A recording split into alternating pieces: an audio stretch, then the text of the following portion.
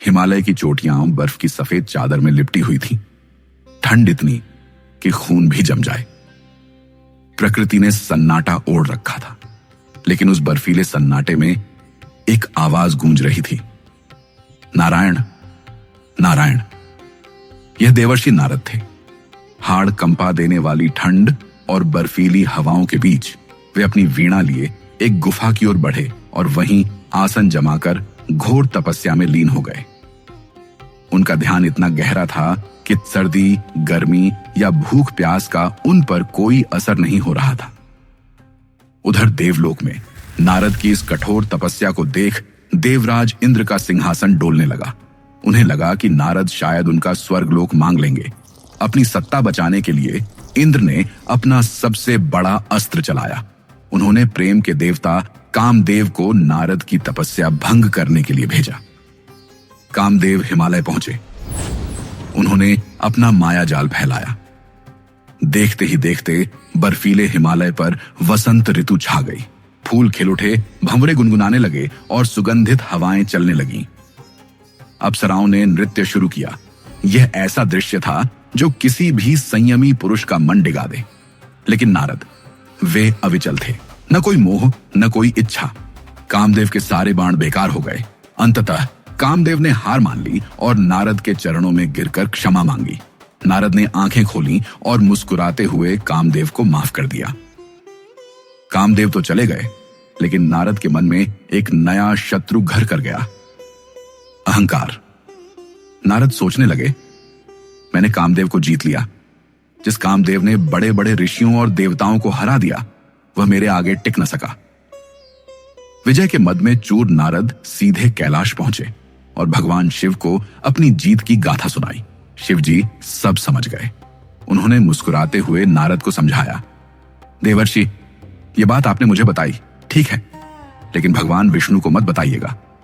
लेकिन अहंकार कब किसी की सुनता है। नारद को लगा शिव जी शायद उनकी उपलब्धि से ईर्ष्या कर रहे हैं। वे तुरंत क्षीर सागर पहुंचे। विष्णु जी ने नारद को आते देखा और उनके मन का भाव पढ़ लिया।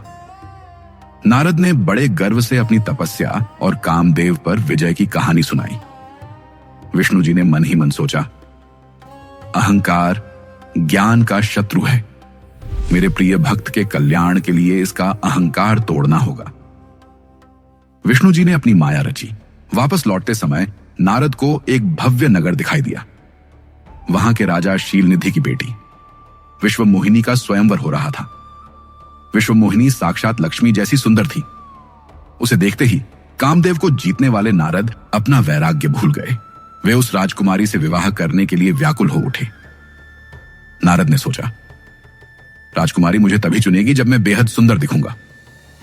वे तुरंत विष्णु जी के पास गए और प्रार्थना की, प्रभु, मुझे अपने जैसा सुंदर रूप दे दीजिए। मुझे हरि मुख दीजिए ताकि मेरा कल्याण हो सके। विष्णु जी मुस्कुराए और बोले, नारद, मैं वही करूंगा जिसमें तुम्हारा हित हो। नारद खुश होकर स्वयंवर में पहुंचे। उन्हें पूरा विश्वास था कि वे विष्णु जैसे दिख रहे हैं, लेकिन उन्हें पता नहीं था कि हरि का एक अर्थ वानर भी होता है। विष्णु जी ने उन्हें वानर का चेहरा दे दिया था। स्वयंवर में जैसे ही नारद ने विश्वमोहिनी की तरफ देखा, वह और बाकी सभासद हंसने लगे। नारद को समझ नहीं आया कि क्या हो रहा है। तभी उन्होंने पानी में अपना प्रतिबिंब देखा, एक वानर का चेहरा। नारद क्रोध से जल उठे। तभी वहां से वह मायावी नगर, राजा और राजकुमारी सब गायब हो गए। सामने साक्षात विष्णु और लक्ष्मी जी खड़े थे।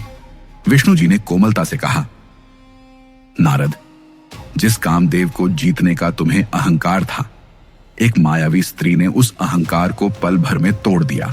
अगर मैं तुम्हें वानर का मुख न देता तो तुम अपना सन्यासी धर्म भूलकर गृहस्थी में फंस जाते। नारद का क्रोध पानी हो गया। उनकी आंखों से पश्चाताप के आंसू बह निकले। उन्हें समझ आ गया कि अहंकार ने उनकी मति भ्रष्ट कर दी थी। वे पुनः प्रभु के चरणों में गिरे और वीणा उठाकर अपनी चिर परिचित धुन छेड़ दी, नारायण, नारायण।